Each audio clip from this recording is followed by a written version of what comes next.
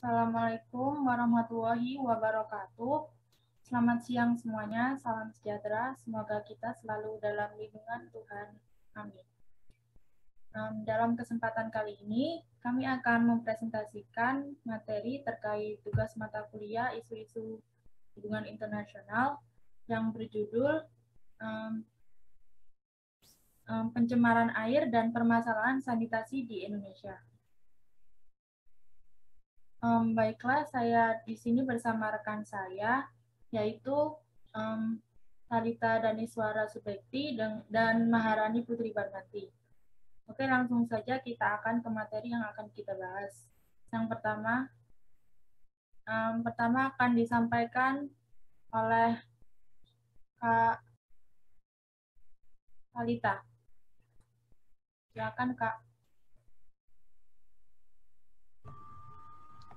Oke, nah di sini saya akan menyampaikan tentang permasalahan sampah ya. Nah di sini permasalahan sampah merupakan salah satu hal yang harus diperhatikan dalam mencapai akses universal air bersih dan sanitasi. Penumpukan sampah atau membuangnya sembarangan ke kawasan terbuka akan mengakibatkan pencemaran air yang juga akan berdampak ke saluran air. Misalnya nih, pembuangan sampah ke sungai akan mengakibatkan pencemaran air, tersumbatnya saluran air, bahkan banjir. Permasalahan sampah di Indonesia sendiri antara lain semakin banyaknya limbah sampah yang dihasilkan masyarakat, kurangnya tempat pembuangan sampah, lalu sampah sebagai tempat berkembang dan sarang dari serangga maupun tikus, serta menjadi sumber pencemaran air dan tempat hidup kuman-kuman yang membahayakan kesehatan. Berdasarkan data UNICEF WHO di tahun 2015, Indonesia itu merupakan negara dengan akses terhadap sanitasi dasar dan air minum dengan peringkat paling rendah di antara negara-negara ASEAN. Data tahun 2015 menunjukkan akses masyarakat terhadap sanitasi layak hanya mencapai 61%, sebesar 72% di perkotaan dan 47% di pedesaan. Sementara data 2017 menunjukkan bahwa presentasi rumah tangga di Indonesia yang memiliki sanitasi layak adalah sebesar 69,3% atau 80,% dan 55,8% pedesaan. Pada merupakan salah satu provinsi dengan cakupan sanitasi dan air minum keempat terendah di Indonesia. Data tahun 2015 di Provinsi Bengkulu menunjukkan hanya 39,2% penduduk yang telah mendapatkan akses sanitasi dasar dan hanya 41,1% penduduk dengan air minum layak.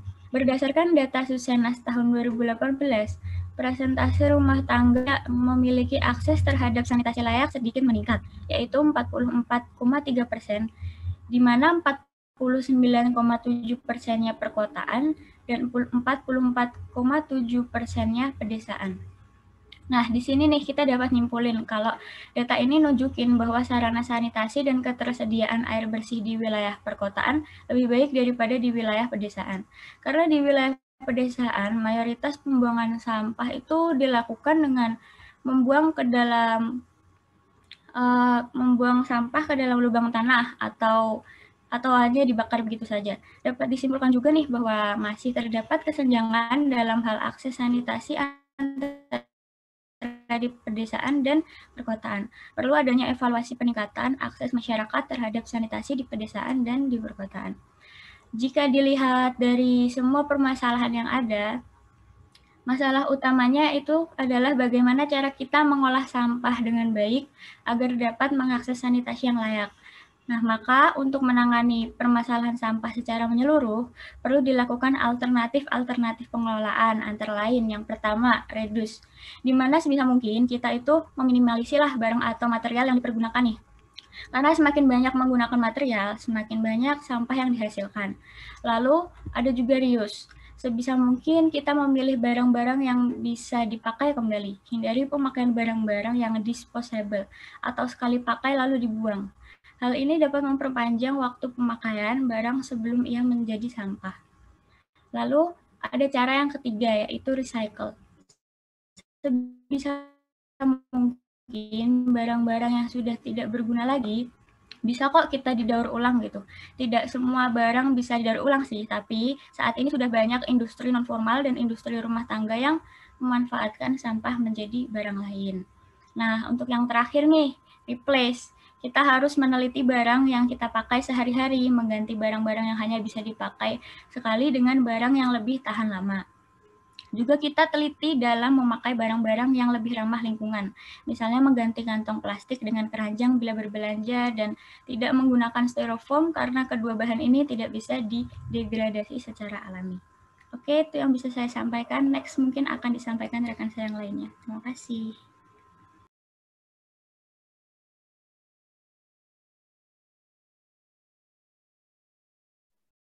Oke, baik. Selanjutnya kita akan membahas tentang permasalahan pembuangan limbah sembarangan.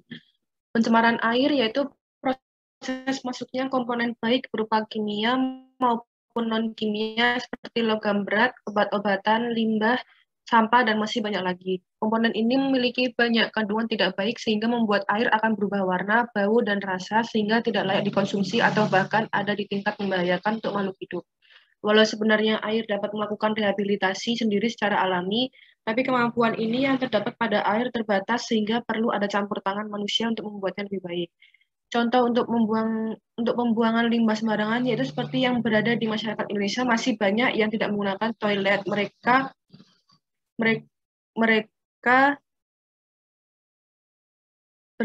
membuang seperti tidak menggunakan toilet, mereka membuang air besar di ladang, semak, hutan, parit, sungai, atau ruang terbuka lainnya. Buang air besar sembarangan sangat berisiko besar terhadap kesehatan anak-anak dan masyarakat dan lingkungan sekitar.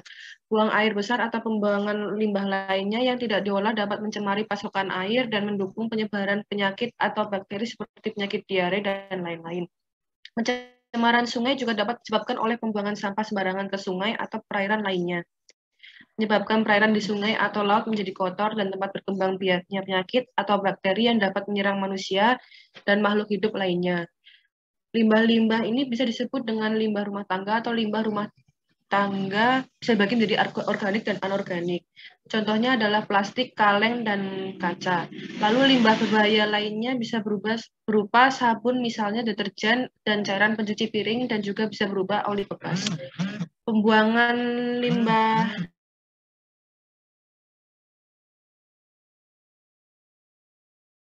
sembarangan tidak hanya limbah rumah tangga saja, tetapi ada limbah pabrik yang tidak diolah terlebih dahulu menyebabkan pencemaran air. Pembuangan limbah pabrik yang tidak diolah yang hanya dibuang begitu saja ke perairan seperti ke sungai atau ke laut yang menyebabkan pencemaran ekosistem atau menyebabkan perairan tersebut tidak bisa digunakan. Pabrik-pabrik seperti pabrik tekstil atau pabrik kertas dinilai sebagai yang paling banyak menjadi sumber pencemaran. Limbah dari kedua pabrik ini tergolong limbah organik dan biasanya mengeluarkan bau yang tidak sedap dan memiliki kandungan yang berbahaya. Sementara limbah dari pabrik baja, farmasi, dan sebagainya disebut anorganik yang memiliki ciri-ciri mengeluarkan cairan panas dan busa, serta mengandung asam belerang dengan bau yang menyengat. Maka dari itu sudah ada aturan atau ketentuan dengan membangun instalasi pengolahan air limbah atau IPAL atau Wastewater Treatment Plant atau WWTP. Sudah banyak pabrik yang membuat alat itu untuk menyaring limbah-limbah tersebut agar tidak menyebabkan pencemaran air. Lalu yang menyebabkan pencemaran air tidak hanya limbah rumah tangga atau limbah pabrik saja, dan ada juga dari limbah pertanian dan peternakan. Lalu agar tidak terjadinya pencemaran terhadap perairan di sungai atau laut, maka dapat dilakukan pencegahan pembuangan secara sembarangan.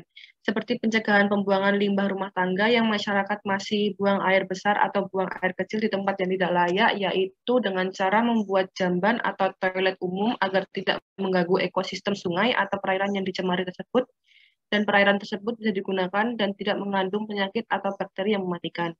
Dan untuk membuang sampah sembarangan ke sungai atau laut, yaitu dengan cara membuat tempat sampah atau melakukan 4R, yaitu reduce, reuse, recycle, replace. Lalu untuk pencegahan pembuangan limbah pabrik yang sembarangan, yaitu menggunakan aturan yang sudah ditentukan, yaitu membangun IPAL atau instalasi pengolahan air limbah agar limbah pabrik tersebut tidak langsung terbuang ke perairan dan mengakibatkan air sungai, laut, atau air tanah tercemar. Lalu untuk mencegah limbah yang dari pertanian dan peternakan, yaitu dengan tidak menggunakan limbah pembasmi hama, dengan menggunakannya tidak secara berlebihan, dan membuang limbah seperti yang di peternakan menggunakan cara menyaring limbah tersebut agar tidak langsung mencemari sumber air atau memproses limbah tersebut dengan cara yang benar dan ramah lingkungan. Limbah yang mengandung zat-zat berbahaya akan mencemari tanah dan air jika tidak diolah dengan baik terlebih dahulu. Ya, sekian itu yang saya sampaikan. Selanjutnya akan disampaikan oleh teman saya yang lain.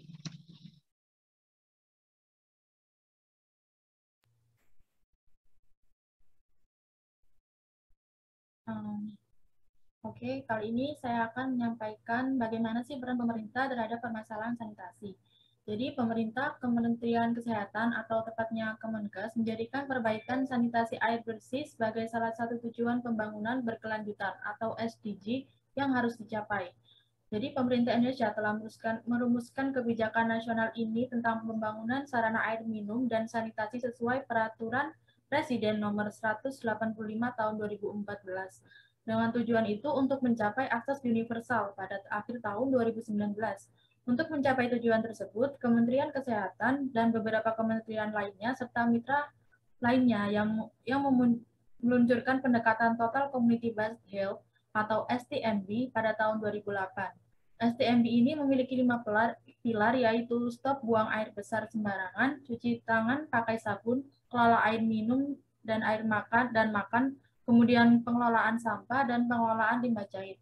Kemudian pemerintah Indonesia juga telah merumuskan kebijakan nasional tentang pembangunan sarana air minum dan sanitasi sesuai dengan peraturan Presiden nomor 185 tentang percepatan penyediaan sarana air minum dan sanitasi. Jadi sebuah studi tahun 2007 oleh Organisasi Kesehatan Dunia (WHO) menunjukkan bahwa jika setiap anggota keluarga di masyarakat mengadopsi 5 pilar STMB, kejadian diare akan berkurang sehingga 90% dan penyakit akibat sanitasi yang buruk seperti penyakit saluran pencernaan menjadi berkurang mentransfer energi yang dibutuhkan untuk pertumbuhan manusia, sehingga kemampuan tubuh manusia juga menghadapi penyakit kurang. Kemudian kebersihan juga erat kaitannya dengan stunting. Stunting sendiri adalah masalah kekurangan gizi kronis yang disebabkan oleh kurangnya asupan gizi dalam waktu yang cukup lama, sehingga mengakibatkan gangguan pertumbuhan pada anak, yakni tinggi badan anak lebih rendah atau pendek, dan kerdil dari standar usia yang lainnya. Kemudian menurut studi kesehatan dasar tahun 2013, 1 dari setiap 3 anak Indonesia mengalami stunting. Akses ke kondisi sanitasi yang baik mengurangi stunting hingga 27%. Jika intervensi berfokus pada perubahan kebersihan dan perilaku pribadi, hal itu akan mengurangi kemungkinan stunting. Sanitasi yang buruk juga tidak hanya mempengaruhi kesehatan, tetapi juga mempengaruhi perekonomian negara. Biaya pengobatan dan akomodasi Indonesia karena kondisi sanitasi yang buruk menyebabkan kerugian ekonomi tahunan sebesar 56,7 triliun dolar AS. Dalam pelaksanaan STMB, pemerintah kabupaten atau kota sudah menetapkan prioritas wilayah untuk penerapan STMB. Dalam melaksanaannya, pemerintah kabupaten atau kota menetapkan prioritas wilayah untuk penerapan STMB. Dalam hal itu, pemberdayaan masyarakat menjadi kunci utama untuk mewujudkan STMB, karena masyarakat bukan hanya objek, tetapi juga peserta dalam sanitasi dan kebersihan air. Sekian dari saya. Kemudian hal berikutnya akan disampaikan oleh rekan saya. Silakan, Kak.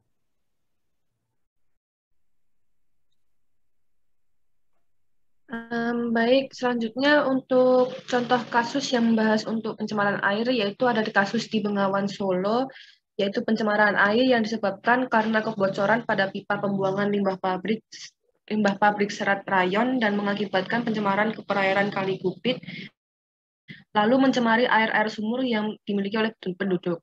Lalu untuk kasus keduanya, yaitu ada di kasus di Aceh, letaknya di Kabupaten Nagan Raya, Kecamatan Darul Makmur, Timur bahwa pabrik dari perusahaan sawit membuang limbah sembarangan ke Sungai Sumayan. Pencemaran tersebut mengakibatkan banyak masyarakat Magan Raya mengalami gatal-gatal dan menghambat para nelayan untuk mencari ikan atau kerang di sungai tersebut.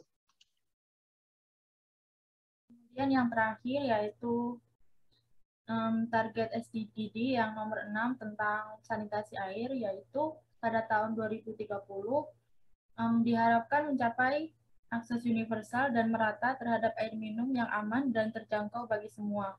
Kemudian diharapkan juga mencapai akses terhadap sanitasi dan kebersihan yang memadai dan merata bagi semua, dan menghentikan praktik buang air besar di tempat terbuka, memberikan perhatian khusus pada kebutuhan kaum perempuan serta kelompok masyarakat yang rentan. Kemudian meningkatkan kualitas air dengan mengurangi polusi, menghilangkan pembuangan, dan meminimalkan pelepasan material dan bahan kimia berbahaya, mengurangi setengah proporsi air limbah yang tidak diolah, dan secara signifikan meningkatkan daur ulang, serta penggunaan kembali barang daur ulang yang aman secara global. Kemudian secara signifikan meningkatkan efisiensi penggunaan air di semua sektor dan menjamin penggunaan dan pasokan air tawar yang berkelanjutan untuk mengatasi kelangkaan air, dan secara signifikan mengurangi jumlah orang yang menderita akibat kelangkaan air. Lalu pada tahun 2030 juga menerapkan pengelolaan sumber daya air terpadu di semua tingkatan, termasuk melalui kerjasama lintas batas yang tepat. Kemudian melindungi dan restorasi ekosistem terkait sumber daya air, termasuk pegunungan, hutan, lahan basah, sungai, air, tanah, dan danau. Lalu diharapkan juga memperluas kerjasama dan dukungan internasional dalam hal pembangunan kapasitas bagi negara-negara berkembang dalam program dan kegiatan terkait air dan sanitasi, termasuk pemanenan air, desalinasi, efisiensi air, pengelolaan air limbah, daur ulang, dan teknologi daur ulang. Dan yang terakhir, mendukung dan memperkuat partisipasi masyarakat lokal dalam meningkatkan pengelolaan air dan sanitasi. Oke, sekian dari kelompok kami, yaitu kelompok pertama. Penutup, saya sampaikan perlu disadari bahwa pentingnya akses baik untuk air minum yang cukup dan aman, serta perbaikan sanitasi itu tidak boleh diremehkan. Tantangannya sangat besar dan akan menumbuhkan investasi yang eksistensi. Sekian dari kelompok kami. Kurang lebihnya kami minta maaf. Wassalamualaikum warahmatullahi wabarakatuh.